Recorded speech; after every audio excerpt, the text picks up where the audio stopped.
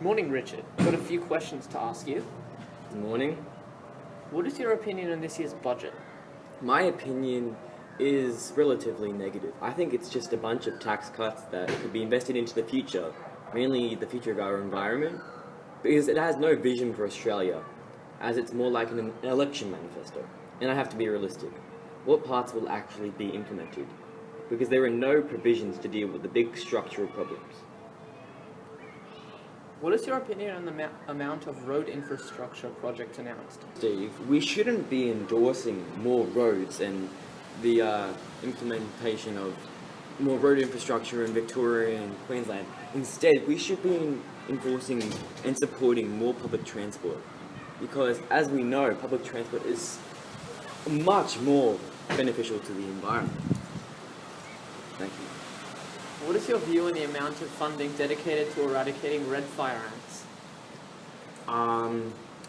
I think, once again, this is just the wrong place to invest. I think we should be trying to improve our strategies and the way we go about our priorities in politics, and we should be looking for more bigger picture things, the more big structural problems of society instead of the smaller problems. Do you think that the budget focuses enough on climate change?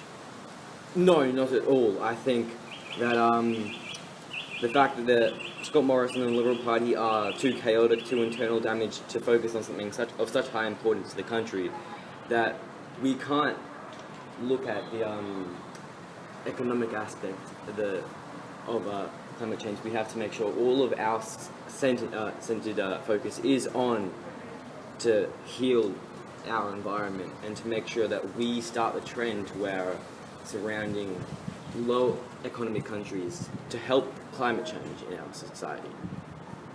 You mentioned that budget was an attempt to buy votes. Can you elaborate on this? The budget is basically, as I said, just an election manifesto. It's just a bunch of tax cuts that buy into what our future could be. It's making sure that it has a broad focus on what the people want instead of what the people need. Do you think the surplus was achieved in a way that actually benefits Australia?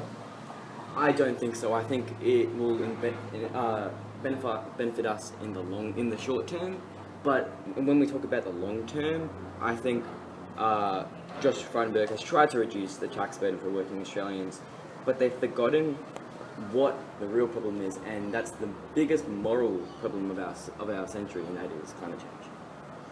Thanks, Richard.